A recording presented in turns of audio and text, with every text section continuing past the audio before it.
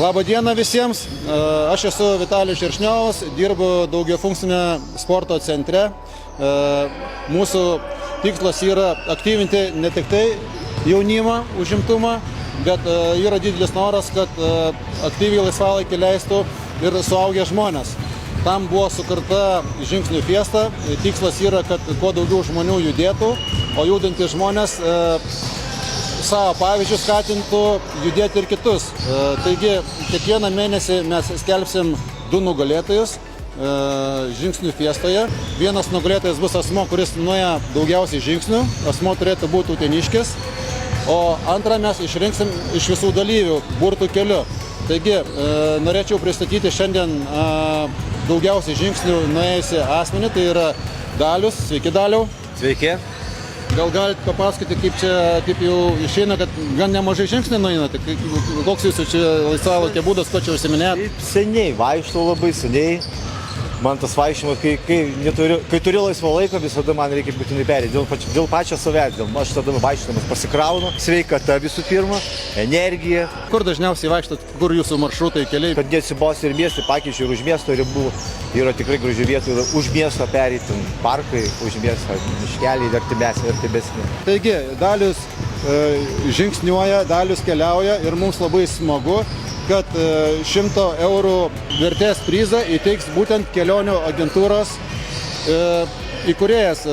Prašom, Juliau, prisistatyti, kas pastavė per agentūrą, kaip jinai vadinasi. Sveiki, esu kelionių agentūros Ekspromtu Tours vadovas. Tai mes pamatėm labai gražią jūsų iniciatyvą, tai nusprendėm prisidėti ir apdovanoti žmonės, kurie žingsniuoja ir tiesiog rodo pavyzdį sveikam gyvenimo būdui.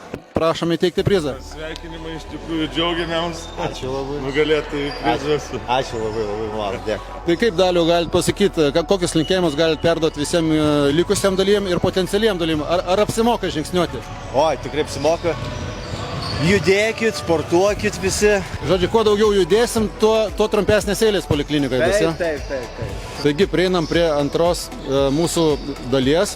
Dabar trauksime burtus. Aišku, šita dalis įdomi bus daug didesniai daliai publikos. Padarėm 39 kamuoliukus, sužymėjom juos nuo vieneto iki 39, nes mes užfiksavom 39 asmenis, kurie pateikė savo duomenis. Taigi, Jurgita planuoja mesti šitos kamuoliukus į orą. Aš pabandysiu į šitą taurę kažkiek tai tų kamuoliukų pagauti, o paskui mes paprašysim kažkurio tai vaikino, kad čia pribėgtų ir kažkurį tai kamuoliuką ištrauktų. Gerai, metam. Ok, einam ieškoti jaunuolio, kuris galėtų ištraukti burtus. Koks tavo vardas? Jonas. Jonas? Jonai, nežiūrėdamas, įkišk ranką ir kokį nors kamuoliuką ištrauk, gerai? Koks numeris? 36. Gerai, einam pasižiūrėsim, kas pas mus pažymėtas numeriu 36. Ačiū, Jonai. O 36 numeris pas mus yra Vygintas Galinis. Sveikinimai, Vygintai. Lauksim tavęs arba tavo tėvelių arba draugų, kurie atvyks pas mus ir atsijims abonementą.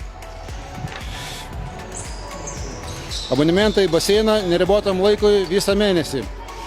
Iki pasimatymo ir kviečiu aktyviai visus kitus dalyvauti sekantį mėnesį. Jeigu mums pavyks, mes pasistengsim pritraukti ir daugiau rėmėjų, galbūt bus daugiau nominacijų.